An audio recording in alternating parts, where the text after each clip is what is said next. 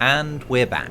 Edaphosaurus are sluggish. I wasn't planning on the delay between this part and the last one being so long, given that I'd already finished writing the scripts back in March last year. I don't really have much of an excuse besides the following 2 points. Firstly, the discovery of yet another prehistoric musical to talk about, and secondly, but more importantly, my utter lack of motivation to talk about, let alone edit a video, for the next musical on this list. It's me, the Lightbringer! Firebringer is a 2016 musical performed by Star Kid Productions, an American theatre company best known for A Very Potter musical, which is exactly what it sounds like, Twisted, an alternative take on Disney's Aladdin, and The Guy Who Didn't Like Musicals. They based that one on me. Should we kill him? Should we kill him? Star Kid musicals typically parody other films with a comedic spin. I say typically because Firebringer is neither a parody nor particularly funny. The story revolves around a tribe of prehistoric humans and depicts the discovery of fire. So straight out of the gate, the premise is fundamentally broken. This tribe has somehow never seen fire before, let alone controlled it, even though it is a naturally occurring phenomenon and many animals today are capable of using it. What's more is they seemingly don't have stone tools either, until the protagonist Zazalil, portrayed by Draco Malfoy, invents a spear.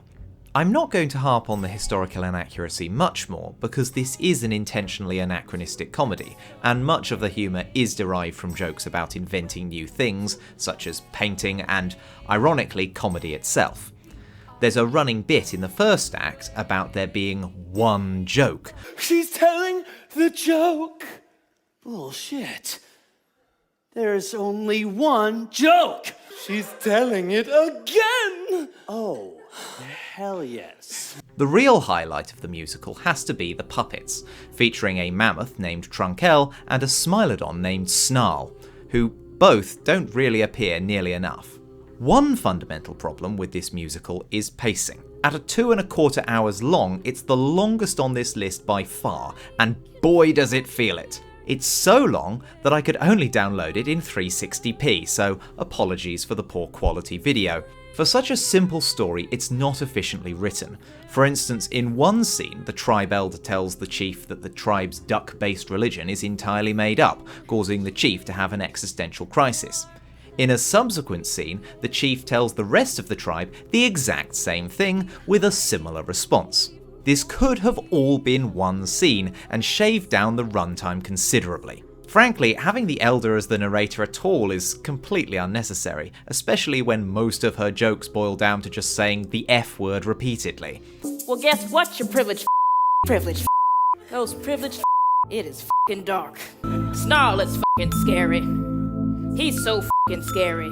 We wrote a whole f***ing song all up about it. Then f*** you. The characters themselves are another problem. The tribe's chief, Jamila, is a smug dictator who bans all of Zazalil's inventions in the name of peace, and at the end of Act 1 she is exiled once the tribe sees the benefits of fire. She is then accepted into a tribe of Neanderthals who look nothing like Neanderthals.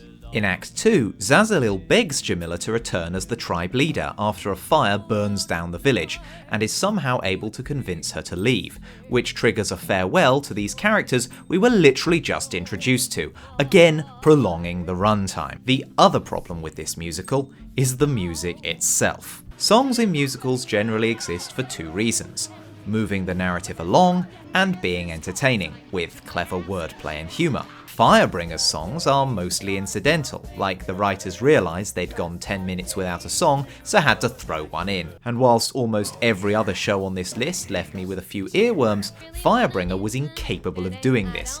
Even the "I don't wanna do the work today" meme song. I don't really wanna do the work today. I don't really wanna do the work today. I don't really wanna do the work today. I don't wanna do the work today. The consequence is that most of the songs end up dragging the story, making me want them to end as soon as they start. The ultimate crescendo of this comes at the end of the play. After learning how to make fire and defeat Snarl, it is revealed that one of the cave women was actually an ancient alien all along. And now I just wish I was reviewing Neil Cicierega's Spirit Phone album instead. Strange things happen.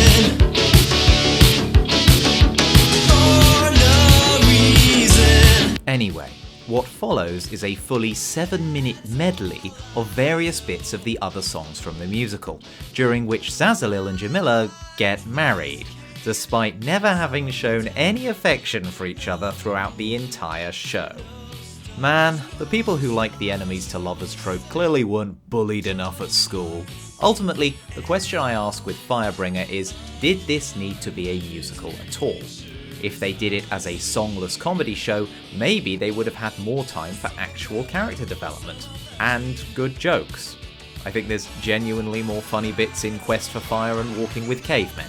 Try telling our joke. Like the one about the woolly mammoth who couldn't sleep and went to his doctor asking for a course of tranquilizers. While on a technical level, it's significantly better than the previous entries on this list, I'd frankly much sooner re-listen to Back to the Past than this show. So appropriately, as a consequence of adding a new musical to the list, Firebringer is also ranked as number 8.